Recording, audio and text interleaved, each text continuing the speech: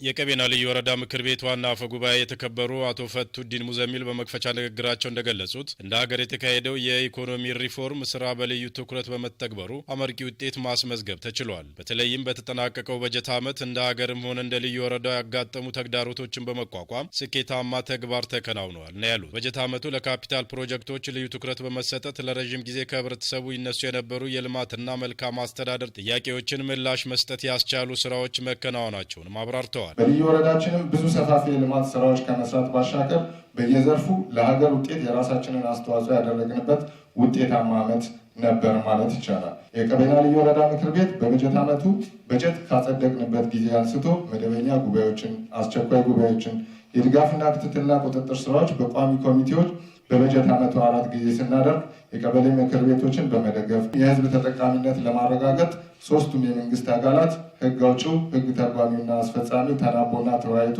ለህዝቦች ደህንነት ሰላም በጽኑ መስራት ተችሏል። የቀቤና ልዩ ወረዳ ዋና አስተዳዳሪ አቶ መሐመድ አሚን በደዊ ለምክር ቤቱ ባቀረቡት የ2018 ዓ.ም ስራ ዕቅድ አፈጻጸም ሪፖርት በልዩ ወረዳው በበጀት ዓመቱ ለማከናወን በተያዙ ዋና ዋና ግቦች አበረታች ውጤት ማስመዝገብ ተችሏልም ብለዋል። አርሶ አደሩ በዓመት እስከ 4 ዙር አፈራርቆ እንዲያርስ ሁኔታዎች በማመቻቸት በተሰራው ስራም በተለይም የልዩ ወረዳው ምቹ ስነ ምህዳር በመጠቀም በበቆሎና በጤፍ ምርት ሞዴል ሊያደርጉ የሚችሉ ስራዎች እየተሰሩ መምጣቱን የተናገሩት የልዩ ወረዳው ተወላጅና መላው የልማት ደጋፊ በማሳተፍ የህዝቡ የረጅም ጊዜ ጥያቄ የነበረው ሆስፒታል ስራ ግንባታ የተጀመረበትና ለዚህም በአንድ ቀን እስከ 1 ቢሊዮን ብር ቃል የተገባበት እንዲሁም የአዳሪ ትምህርት ቤት ግንባታ ለማስጀመር የመሰረተ ድንጋይ የተጣለበት ዓመት እንደነበርና ይህም በትልቁ ሊጠቀስ የሚችል ስኬት መሆኑን ነው ያብራሩት ዋና አስተዳዳሪው። ከጫፍ እስከ ጫፍ ያለው የልዩ ወረዳችን ተወላጆች መላው የልማት ደጋፊዎች ተሳትፎበት የአዳሪ ትምህርት ቤትና ሆስፒታል ግንባታ ማስጀመር መቻል አለብን።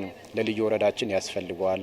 ህዝቡ በተለያዩ ወቅቶች ላይ ጥያቄዎችን ሲያነሳ የነበረበት ጉዳይ ነው የነበረውና እነዚህንም ማህበረሰባችንን በማሳተፍ በአንድ ቀን እስከ 1 ቢሊዮን ብር በላይ ቃል የማስገባት ስራ የሰራንበት ዓመት ነበረ። ቃል ማስገባት ብቻም ሳይሆን ሆስፒታሉ ወደ ስራ የማስገባት ስራ የሰራንበት ነው።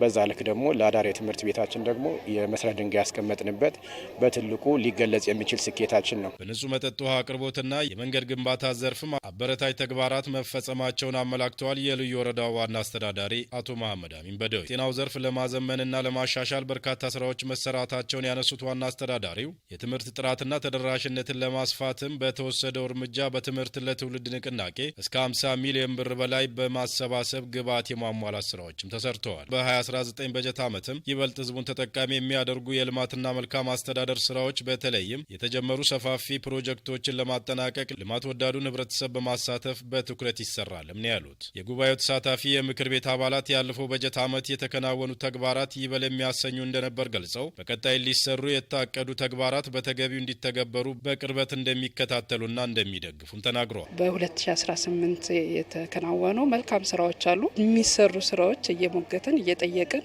እየተቆጣጠርን ነው እየመጣን ያለ ነው። በዋናነት ህዝባችን አሁን የጀመረውን የልማት ተጠቃሚነቱን በላቀ ደረጃ እያረጋገጡ መሄድ ከሁላችንም ይጠበቃል። ምክር ቤቱ በውሎ የልዩ ወረዳውን የ2019 በጀት ዓመት የስራ ማስኬጃ በጀት ማጽደቅም ተጠናቋል።